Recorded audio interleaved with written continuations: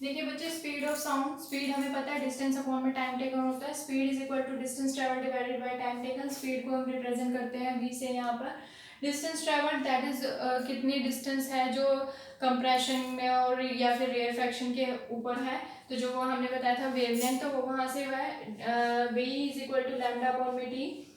तो यहाँ पर जो हमारी स्पीड आ गई है बच्चे, वो क्या आ गई है, वी इज इक्वल टू में लैम्डा म्यू, क्योंकि जो हमारा 1/t था वो फ्रीक्वेंसी के इक्वल था, mu is equal to 1/t। तो यहाँ पर v is equal to lambda mu आ गया है हमारे पास। Speed of sound in solids greater होता है speed of sound in liquids, और speed of sound in liquids greater होता है speed of sound in gases. ठीक है। इफेक्ट ऑफ द टेम्परेचर, अब टेम्परेचर का क्या इफेक्ट होता है स्पीड ऑफ साउंड पे। देखिए बच्चे, हम चाहे जिस भी मीडियम की बात कर लें, अगर हमारे मीडियम में, अगर हमने लिक्विड मीडियम लिया है, सॉलिड मीडियम लिया है, जिस भी मीडियम की अगर हम बात कर लें, तो जैसे जैसे टेम्परेचर इंक्रीज होता है किसी भी मीडियम का, तो जो उसके पार्टिकल्स होते हैं उनमें वाइब्रेशन ज़्यादा होती है। और टेम्परेचर अगर लो हो तो वाइब्रेशन ऑब्वियसली लो होगी। तो उसके अकॉर्डिंग ही अगर टेम्परेचर ज़्यादा है, वाइब्रेशन ज़्यादा होगी, तो क्या होगा, स्पीड ट्रैवल करेगी fastly if the temperature of the medium increases, and the speed travel slow if the temperature of the medium decreases. ठीक है, क्योंकि जैसे जैसे टेम्परेचर हाई होगा, जो पार्टिकल्स की मूवमेंट होगी उनमें जो वाइब्रेशन होगी वो हाई होगी, तो स्पीड भी हाई होगी, स्पीड फास्टली ट्रेवल करेगी। और ऑन द अदर हैंड अगर स्पीड टेम्परेचर लो होगा तो स्पीड फास्टली ट्रेवल करने की बजाय स्लो हो जाएगी। ठीक है। Characteristics of the sound waves क्या होती है बच्चे। अब साउंड है, लो भी हो सकती है, पिच हाई हो सकती है, बहुत ज़्यादा तीखी हो सकती है, जो हमारी कानों में स्ट्राइक करके हमें हेडेक कर दे वैसी भी हो सकती है। तो देखिए बच्चे, क्या क्या कैरेक्टरिस्टिक्स होती हैं। लाउडनेस, पिच और क्वालिटी, इसको टिम्बर भी बोला जाता है क्वालिटी को बच्चे। लाउडनेस क्या होती है, लाउडनेस वो होती है जो हमें इनेबल करे, हमें कैपेबल बनाए किसके बीच में डिस्टिंग्विश करने में, to feeble sound from a loud sound, मतलब कि किस तरीके की वॉइस आ रही है। ठीक है। ये किस जो लाउडनेस होती है वो किसके ऊपर डिपेंड करती है बच्चे, it depends upon the amplitude, मतलब कि किस एनर्जी से आ रही है। ठीक है। तो और अगर हम बात करें पिच की, पिच क्या होता है, it distinguish a sharp sound from a dull sound, मतलब कि तीखापन कितना है साउंड में, किसी भी साउंड में। ठीक है, वो होती है पिच। तो ये किस पे डिपेंड करती है, फ्रीक्वेंसी पे डिपेंड करती है। उसके बाद बात आ जाती है क्वालिटी की। अब देखिए बच्चे, कई बार क्या होता है, अगर हम जनरली एनिमल्स की बात कर लें, स्पैरोज की बात कर लें, तो ज़रूरी नहीं है कि सारी की सारी स्पैरोज जो हम उनकी जो बोलने की टेंडेंसी है वो एकदम फॉर्मेशन में ही हो, एक पर्टिकुलर फिक्स फॉर्मेशन में ही हो, ऐसा नहीं होता। लेकिन अगर हम म्यूज़िक कहीं पर भी कोई भी फंक्शन हो रहा है तो वहाँ पर हम देखते हैं कि जो म्यूज़िक वहाँ पर प्ले करते हैं वो एक पर्टिकुलर पिच में होता है, उसकी जो फ्रीक्वेंसी है एक पर्टिकुलर फिक्स फॉर्मेशन में होती है। तो ये क्या होता है, क्वालिटी ये बताती है, it enables us to distinguish between the sound having the same pitch and intensity, जो उनमें डिफरेंस होता है। अगर वो हाई जा रहे हैं वो तो इक्वल हाई जाएंगे, लो जा रहे हैं तो इक्वली लो जाएंगे, 20 हर्ट्ज हो गया या 70 हर्ट्ज हो गया, वो डिपेंड करता है कि वो किस टाइप की वहाँ पर डिमांड हो रही है। ठीक है।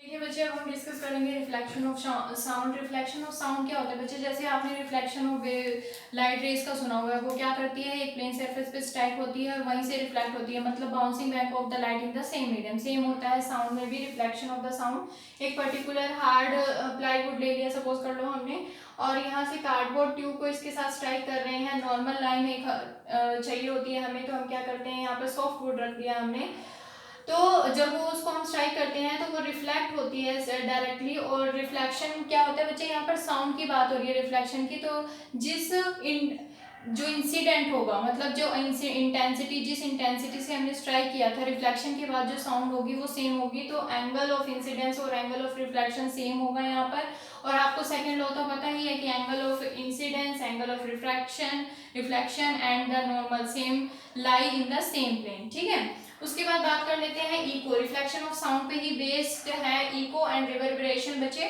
इको क्या होते हैं, repetition of the sound produce by the reflection of sound waves from a wall, mountain और अदर ऑब्स्ट्रक्टिंग सरफेसेस। आपने कभी माउंटेन में या फिर किसी भी ऐसे रूम में जहाँ पर कोई भी मटेरियल ना रखा हुआ, वहाँ पर अगर हम बोलते हैं तो हमारी जो साउंड होती है वो गूंजती है। ठीक है, तो उसको बोला जाता है इको, रिपीट होती है हमारी खुद की साउंड।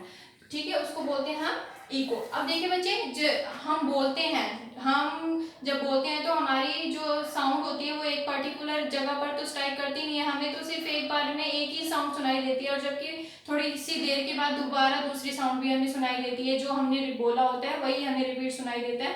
तो ऐसा क्यों नहीं होता कि सारी वॉइस साथ में ही एक साथ सुनाई दी जाए, वो ये इसलिए होता है बच्चे क्योंकि कंडीशन होती है हमारे जो ईयर्स तक होती है वो वॉइस 0.1 सेकंड तक स्टे करती है। एक बार बोल के साथ स्ट्राइक कर दिया, कोई भी हमने कुछ भी बोला है, एक बार बोल के साथ स्ट्राइक करने के बाद जब वो रिफ्लेक्ट होकर हमारे ईयर तक पहुंचती है तो वो 0.1 सेकंड तक हमारे ईयर में स्टे करती है। जब वो 0.1 सेकंड के बाद हमें जो दूसरी वॉइस सुनाई देती है वो आफ्टर 0.1 सेकंड हमें सुनाई देती है। तो कंडीशन क्या है, इको की minimum distance between the source of sound and the reflecting body should be 17.2 metre. कैसे? Speed is equal to distance upon में टाइम।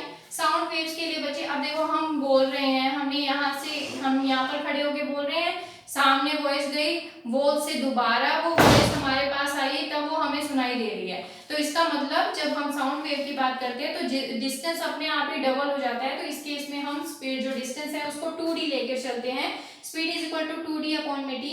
तो डिस्टेंस अगर हमें निकालना है तो स्पीड इंटू टाइम अपॉन में 2। जो स्पीड होता है साउंड के केस में अगर हम बात करें तो वो क्या होती है बच्चे 343 मीटर पर सेकंड, और टाइम 0.1 सेकंड का होता है। तो यहाँ से जो डिस्टेंस होता है वो 17.15 दैट इज 17.2 मीटर आ जाता है। ठीक है, तो जो मिनिमम डिस्टेंस होना चाहिए रिफ्लेक्टिंग बॉडी और जिस पर्सन की बात कर रहे हैं, जो भी बोल रहा है, उसके बीच में कितना होना चाहिए, 17.2 metre. Second one is wavelength of the sound should be less than the height of reflecting body. हम किस तरीके से बोल रहे हैं, अगर जो हम पर्टिकुलर जगह पर खड़े होकर बोल रहे हैं और वहां पर जो रिफ्लेक्टिंग बॉडी है उसकी हाइट कम है तो हमें इको की पॉसिबिलिटी वहां पर नहीं दिखेगी। ठीक है, तो जो वेवलेंथ है वो साउंड वेव की लेस देन होनी चाहिए height of the reflecting body. Last one is reverberation. Reverberation क्या होता है बच्चे? परसिस्टेंस ऑफ द साउंड, मतलब कि multiple reflection of the sound waves. जैसे हम अगर बात कर लें तो यहाँ पर एक बार साउंड गई, स्ट्राइक हुई, वापस आई, दोबारा गई, वापस आई, दोबारा गई, इस तरीके से होता है जहाँ पर मल्टीपल रिफ्लेक्शन हो जाता है। तो अब इसको रोकने के लिए क्या किया जाता है? To reduce reverberation, roof and the walls of the auditorium are generally covered with the sound absorbent material like compressed fiber board and rough plaster etc.